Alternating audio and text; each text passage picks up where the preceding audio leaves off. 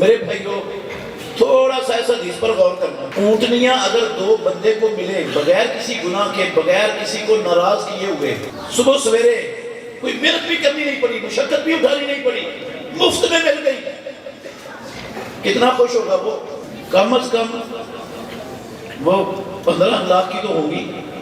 دو بڑی بڑی کوہانوں والی اونٹنیاں کم از کم، جس کو 15 لاکھ روپیہ صبح سویرے گھر سے نکلتے ہی فری میں مل جائے، کتنا خوش ہوگا وہ؟ کتنی بڑی تجارت کی ہے اس نے۔ عقبہ بن عامر رضی اللہ عنہ کہتے ہیں کہ رسول مکرم صلی اللہ علیہ وسلم ایک دن صفہ والوں کے پاس آئے، اصحاب صفہ کے پاس آئے، اور آپ نے آگے کہا تم میں سے کسے پسند ہے کہ وہ صبح سویرے اپنے گھر سے نکلے، وادی بطحان یا وادی عقیق میں جائے، مدینہ طیبہ میں 2 وادیوں کے نام ہیں، وہاں سے بڑی بڑی کوہانوں والی 2 اونٹنیاں بغیر کوئی رشتہ داری توڑے، بغیر کوئی گناہ کیے اسے مل جائیں، تم میں سے کس کو پسند ہے؟ صحابہ صفہ رضی اللہ عنہم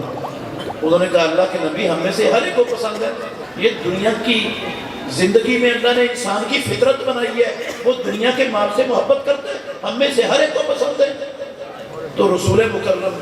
صلی اللہ علیہ وسلم نے ان سے مخاطب ہو کے کہا، مخاطب یہ صفہ والے تھے، لیکن پیارے پیغمبر کا فرمان قیامت تک آنے والے کلمہ پڑھنے والوں کے لیے تھا۔ آپ نے کہا افلا یغدو احدکم الی المسجد، تم میں سے کوئی بندہ صبح سویرے مسجد میں اللہ کے گھر میں کیوں نہیں آتا؟ فیقرأ آیتین من کتاب اللہ خیر لہ من ناقتین وثلاث خیر لہ من ثلاث واربع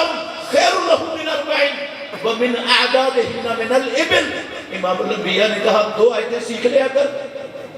2 آیتیں پڑھ لے اللہ کے گھر میں آ کر صبح کو، 2 اونٹنیاں حاصل کر لینے سے افضل، 3 سیکھ لے 3 اونٹنیاں حاصل کر لینے سے افضل،